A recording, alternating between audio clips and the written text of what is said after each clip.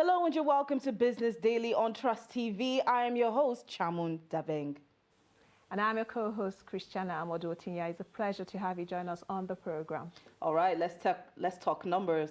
All right, so at this point, it's mostly common knowledge that the exchange rate today is quite high. Right now, it's between 600 to 700 naira to the dollar, which has resulted in high inflation that currently sits at 18.6%. Now, Christiana, what do you think about this entire situation? I mean, the exchange rate is just crazy. You're at the market, one moment is this price, then the next day, literally, is another price. I think the whole exchange rate debacle has really persisted for a very long time, because we've had a lot of experts posit on this issue, on what should be done to ensure that we get the exchange and the forex market situation right. And like Chairman rightly stated, we have seen that the issue of the exchange rate also eroding the purchasing power of Nigerians. How do we get that right? And it is very important because, like they say in Nigeria parlance, this naira must not carry us to where we do not know. It is very important Honestly, that we look at that whole... You need to know where you're heading to. Yes. And right now, it's just really cloudy and confusing because you don't know what's going to come up next. You have a lot of people saying, oh, the dollar is going to go up to 1,000 naira at some point. And it's really scary to think, especially considering Nigeria's current poverty rate. It's very scary. I agree with you. All right, so joining us on the show today is economist Prince Will Ezioku, and of course, he'll be here to give his expert opinion on this current discussion. All right, so before we hear from your own perspective, sir, let's take a look at this package. The strength and value of the naira has come under scrutiny from many Nigerians who must deal with the rising inflation. Before now, a 10,000 naira worth of shopping would get one a reasonable quantity of basic necessities, but today it can barely fill a nylon bag. Economist Dr. Emeka Okengu sheds light on Nigeria's current economic situation. Well, the naira is not so strong for very obvious reasons, especially when you just oppose it against other international currencies. Is losing a lot of strength, okay, but it doesn't make it any less valuable, at least for the 200 and something million people that spend it. So the naira's weakness is against its capacity, okay, to be able to compete in the international market. The current struggles of the naira to stay above board has increased the pressure on the average individual using the currency for daily purchases. Food items like eggs, sachet water and bread that were easily accessible have now become almost out of reach for many Nigerians. Seriously, it has not been easy. Like about 2 days ago, I went to market with my son. He's 9. So when we were told the prices of things, because we do go to market together, he was like, why is everything going up like this? So I was then like, that's how it is in this country, because right now the dollar is high, and since the dollar is high, it's going to affect a lot of things. So definitely not good. I just hope it gets better. There's no gainsaying that the price of essential commodities have skyrocketed.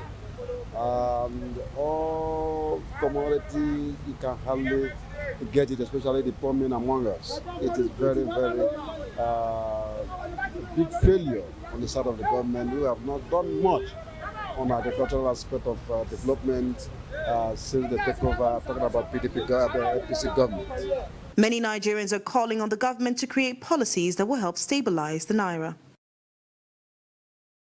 All right, so the current situation with the naira, I mean, the constant decline, the rise in the price of commodities, of course, it has caused a lot of worry for many Nigerians out there because it's put a lot of financial stress on many people. So you have everybody who's speaking about the current exchange rate. Even the gari seller and the tomato seller by the road is talking about the current exchange rate and using that to defend the increase of their own commodities. Like we spoke about in the report, we did look into the cost of eggs, the cost of bread.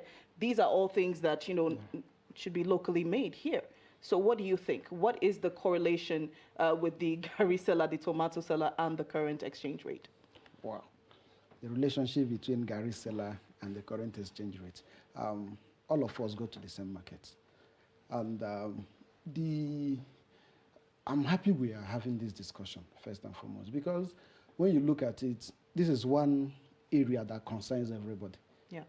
But the level at which the rates and the impact at which it affects individual differs, of course, by the virtue of your income, your disposable income, and other things. But for me, no matter where you operate, provided you're in this country, whatever that is affecting the currency will definitely, to a large extent, affect you. Egg, price of egg. So someone sells egg, but he goes to the same market to buy another thing. So he will need to build in that cost, additional cost. Of course, there is what we call the chicken-egg relationship. Before the egg, you must have fed the chick, then down to. So the cost of feeding have increased. The cost of, if the person is employing somebody or has workers, the cost of paying those salaries will also increase. The cost of even the chick itself, the one-day chick, will also increase. When the person must have added all these costs, then the person will now come to the cost of the egg. Definitely, it has a multiplier effect. Now that the cost of the egg have increased, the restaurant person that uses it to, deal will also increase his own cost, and then it goes on. So for me, I think the major question now will be where do we start? Because it's a cycle, but you have to somehow, break that cycle. And how do you break the cycle? Quite a number of things. Just like you read that, people like us, we are worried. We are worried that if nothing is done, these, responsible for the cost of production. They also want the government to support us any good because of our precarious situation as a country. If you are producing, you're a manufacturer and you are producing, you can afford to devalue your currency, because when you devalue your currency, it enhances your comparative advantage in the international market, because people want to buy more from you. Right? But is that an option for Nigeria? That's why I said our situation is contrary. So we are not exporting. So had it been we exporting, then you will see companies coming into Nigeria to set up their production base. A case in hand is the Indian case. When the Indian currency was devalued, a whole lot of Toyota and quite a number of them actually moved into India, because it becomes a whole lot cheaper exporting from a devalued country. So when US, say China is involving themselves in some illegal currency manipulation, that is what happens. So you devalue if we are competing on cost of production. So I will devalue and compete, on the foreign exchange differential. But okay, Priscilla, sorry. I hear a lot of devalue in your conversation, and I have seen a lot of arguments with regards to the devaluation of the naira. Yes. Have we devalued the naira in Nigeria? We have not principally devalued naira, but we have technically devalued naira. Okay, now we are talking technically. So basically, inadvertently, in some way or the other. Exactly. Not on paper. Not on paper. You can't say. Currently the official rate of naira as of today is 419. That's 419. Naira. Yeah, naira to a dollar. But that was not what it was early this year.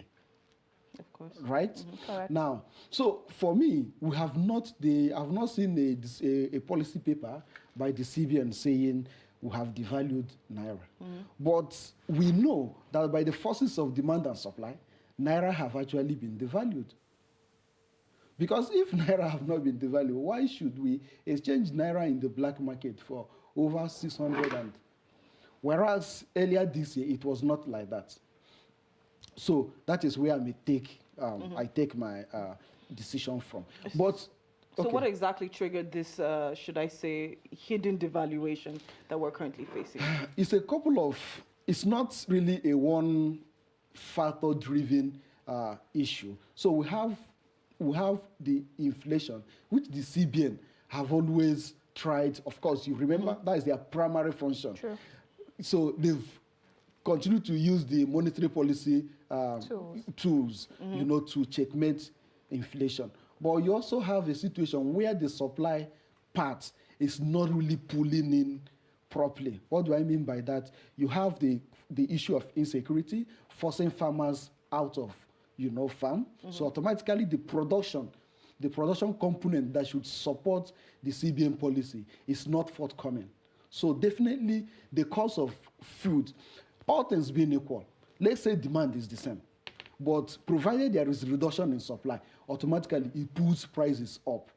That is simple. That is one of the first things we are taught in economics. So, and that is what we are having in Nigeria. So you have the first, the supply driven or production driven angle.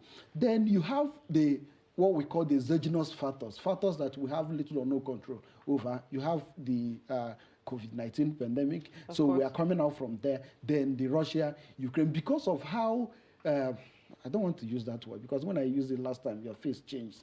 Precarious situation. So because of our unique, let me use that word, unique situation, our unique exposure to, you know, things we import, that things that naturally we can produce, you know, but we import them. Because you import them, any factor that affects your producer automatically will affect you. So that's, you know, leads to our exposure to the Russian and Ukraine war. And people will say, how come that Russia and Ukraine are having issue and Nigeria is paying paying the price? The issue is that we are exposed. So imagine a situation where those millet, all those cereals that we import from Ukraine, we are not importing them. Definitely, we will not be exposed to that. Again, you have another exogenous factor, which of course, we are highly exposed to it, which is the importation of refined crude oil. So whatever happens in the international market as regards to crude oil, we also, because we're exposed to it, we are also affected. So it's very simple. When you borrow somebody, okay, you have somebody that you go to borrow, right? So anything, in short, when you are praying in the morning, you will pray that God should protect you. You also pray that God should protect that person. Because should anything happen to that person, so you will be you know, affected negatively. So that is the issue. For me, I think it's a very serious concern. It's a very serious concern when you understand, because we don't really have those clear tools that we can say, okay, let's tweak this around and the Naira will. I don't really pity the CBN, as in I don't jealous them, I don't envy them at this point in time, because you cannot tell me that the CBN governor is happy with what is happening. No, he's not. Of course, it makes his job harder because he has not. a lot more Exactly. to consider and so many decisions to make. He just look at him. He's a very good fellow, but when you look at him, you know that this man is passing through. I want to also ask you, talking about Emefiele, I want to ask you, talking about the CBN governor. Now, we've seen a lot of policies coming from the Apex Bank with regards to rescuing the Naira, if I will use that word, because we've seen a free fall of the Naira in Nigeria. We have the R2200, we have the Naira for dollar. A lot of policies have been put in place. We are not devoid of excellent policies in the country. What is the Apex Bank doing wrongly? Instead of me saying what they are doing wrongly, I would rather say, why is this policies not taking effect? Not taking the much needed effect. For instance, the IR200. I love that policy. You know why? Earlier last year, I wrote a paper on how we can use how we can use remittances to achieve universal health coverage. Now, in less than 2 months, I saw that policy. So when I saw that policy that where you remit, you know, you have somebody that lives abroad, the person sends you $1, then you get 200 and all the rest of them. So it was very fantastic.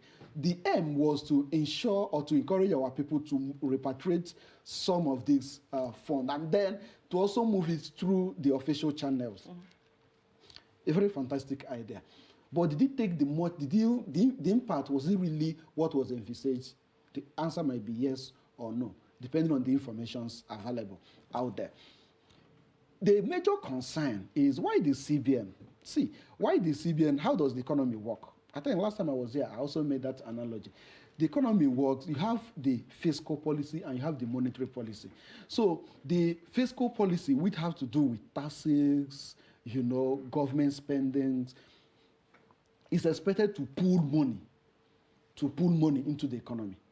While the CBN will now be complementing, they don't really work in the same way. They also do not work in the opposite way. So you have like the electricity in this house. You have the positive, you have the negative. That is the way it should work. So why the government is spending more, then what the CBN will do is to be mopping up right? Because if the CBN is increasing, pumping money to the economy, the government is spending, then automatically there will be inflation. But is there, you know, really some sort of synergy between the fiscal and the monetary policies that we have right now? Because it almost seems that they're working in silos. Honestly. Okay, I wouldn't say they work in silos, but what I would rather say is I also wouldn't say they are not coordinated. I would rather say the volume. You see, you are pumping, the CBN is increasing interest rates. Now, let's see how this works.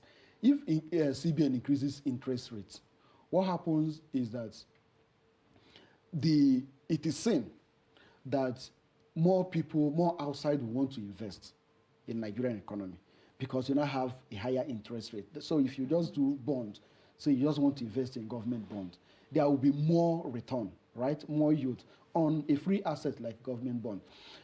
At the same time, because interest rates have been increased, the banks, it will increase the cost of capital. So if you want to borrow from the bank, it will increase, right? So less people will borrow from the bank. That's what happens. All things being equal, less people will borrow. Because less people will borrow from the bank, more people will actually deposit their money. So in your in your savings account, you have 1 million naira, and now you can afford to get 15%, right, from the bank for an interest for a risk-free investment. So you will pull more money. So in this current situation, what we are having is that there is no sufficient money, you know, available to the fiscal arm. So the CBN is also concerned because the naira is running out of hand. So you cannot shrink at the same time where this one is also shrinking. So the two cannot really work together. So what will happen? Imagine a situation where the government, they perceive consistent increase in price of crude oil in the international market. You know, government is making more money. Automatically, it will translate into more investment in infrastructure. True. Right? And where you have more investment in infrastructure and other government services, like railway and all the rest of them, there will be multiplier effect. More jobs will be created. So CBN, on their side, will now aim on ensuring that the inflation rate, you know, is not out of hand. Yeah. So that is the way it works. But where this one is shrinking, this one will now find it difficult because the CBN cannot continue to print money to augment what the fiscal policy is not meeting up. All right, so the biggest question really at the end of the day really is what Nigeria is doing wrong. So, of course, the whole entire world is dealing with the inflation. We have the United States, we have the UK, we have so many countries that are still grappling with the effects of the COVID-19 pandemic, that are still grappling with the effects of the Russia-Ukraine war. Nigeria is obviously not a special case, but there are some other countries within Africa that are doing better as far as exchange rate is concerned. So we'll take a look at some of the African countries that have the strongest exchange rate. So we'll run that right now. So we have Tunisia sitting at the top, Libya, Ghana, Morocco, Botswana, Seychelles, South Africa, and Eritrea. Now, let's take, for example, Ghana. Now, I'm moving into inflation rate now. Now, Ghana's inflation rate is about 30%, 31% at this point. But, you know, Nigeria is supposed to be at 18.6%, so obviously Ghana's is way higher. So why is it that they have a better performance as far as exchange rate is concerned? Why Nigeria has a better performance as far as exchange rate? No, why they have a better performance Ghana when it comes, to their exchange rate. Okay, so it's really not one single factor. Of course, the economy is not driven by you don't just highlight a component and then it won't tell you the complete story. Ghana for a very long time. So there are certain things that drive an economy. So if you look at the education system, you look at, of course, let me make mention of this. Economy is driven by perception. Libya is also a special case because at one point it was war-torn Libya. That was the description that I had. And right now it's sitting at the top of the list. It's the second country. So people are thinking, and this is why some people will tell you that our problem is caused by us.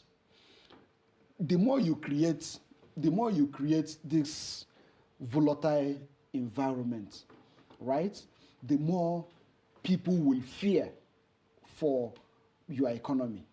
Economies, I just tell you, in the next 2 months, with what is going in Ghana now, where people are feeling less secure, where people are thinking that the economy of Ghana is going to go into trouble. In the next 2-3 months, economy of Ghana will go into trouble. You're not going to see Ghana come to this strong economy again. The reason is perception. For quite a number of time, we've lacked that leadership, if I'm permitted to use that word. And when I mean leadership, I don't mean that government is doing. Government is doing quite a number of things. But we are not seeing that direction. In the market, it's not there. So if I may ask you now, what is Nigerian government 10 years projection or trajectory? What can you really say? So you need to be in the market. Last time I said it, and I also want to repeat it, that people want to see the role of the government, the role of the leaders is to chart the course. Tell people, give people hope. Just give people hope, really, that's all. So today, Russia and Ukraine, they are fighting. But Russia is telling you that after this war, that they are going to be one of the strongest economies. They are telling you that after this war, EU, if you don't support us, after this, you are going to pay dearly for it, right? Now, what are they doing? They are giving you that this is just part one of what we have. Yes. And that is why the Russian currency is becoming stronger by the day. Despite the war. Why? So it's the vision. People are seeing the vision. So what I'm trying to say is that for us, you also have to look at the strength of the economy and then the nature of the economy. Ours is quite difficult. You know, you have 200 plus million people. Majority of the things you use are imported. So that is where the problem is. Just check some of these countries whose currencies are strong. They are countries that are relatively not exposed to so much importation. I'm not saying they don't import, but you have some level of internal economy. Yeah. So your economy within can support you to a large extent. For instance, Tanzania. Tanzania, of course, for the past 5-6 years, they have had strong leadership. They've had clear direction of where they want to be. So it translates into your economy. All right, so we only have a few more minutes left to go on the show, but I quickly want to ask. Now, I want to retrace back to the issue of policies being made by the government. Of course, we have the NPC that has increased the benchmark interest rates on 2 different occasions, moving it from 11.5 to 13, now 14%. And, you know, you did speak about borrowing right now. Of course, borrowing will be lessened because the rate has also increased. Now, wouldn't this inadvertently or indirectly affect the manufacturing sector, the agricultural sector, which is heavily dependent on these loans? Okay, so we need to understand the more headwinds that are affecting those industries. For me, generally, on a general speaking, where if inflation rate, interest rate is higher, then it will affect the cost of capital. And of course, the cost of capital here is manufacturers and agriculturists, I agree. But there are a lot more factors that are affecting them. So, for instance, agriculture, the more factor, even the CBN recognized that the more factor affecting agriculture is insecurity. Even outside cost of capital, the major one is insecurity. You know, so if we address insecurity, why the CBN have to increase interest rate? It was to, you know, curb to a very inflation. curb inflation. So every policy has its advantage and disadvantage, but you have to say, okay, do we leave the inflation to move to 21, 22, which will have more negative impact than this? So I think when they were saying it, I was actually looking at them. I told my colleague that, as far as I'm concerned, the CBN have no other option than to increase the interest rate because of the inflation rate. So it will affect manufacturers, I agree, but which other option? Okay, due to limited time, I just want to get your thoughts on certain issues. Now, Yes. you talked about perception, how perception is important Yes. in probably creating the right picture for investors, foreign investors to come into a country. Now, let's bring it back to reality. I'm going to inflation now. The reality is when you go into the marketplace. Yes. The reality is when you meet the woman selling pepper. Now, how do we get it right, basically, with inflation? We understand weather and other things come to play. What are your projections for inflation before the end of the third quarter? And also your projection for the Naira. Where are we going to see the Naira land before the end of the third Okay, quarter? the CBN is making some drastic decisions. So for me to predict, and I don't want to sin to predict based on the information available in the beer parlor. You know, the information available is that by December it will be 1,000. You know, that's what everybody is saying. Yeah. And that is the perception I don't like. Because of that perception, people will now want to start buying dollar to hoard. Yes, it creates a So hoarding attitude. by doing that, they will start creating artificial scarcity. Sure. And of course, the price of dollar will go up. That is also what I'm trying to tell you, that it's just, but for me, if the decision that the CBN is having, if at least to curtail the sale of dollar, but also curtailing the sale of dollar will also create that same artificial scarcity.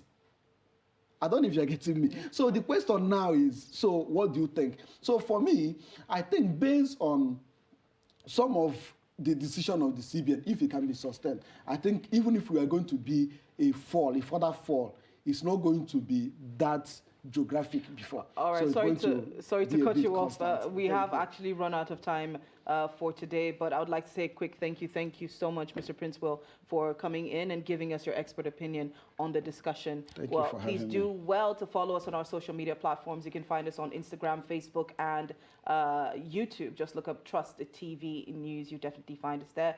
My name is Chamun Dabeng. And I am Christiana Amodotinya. Continue to stay safe. Come back.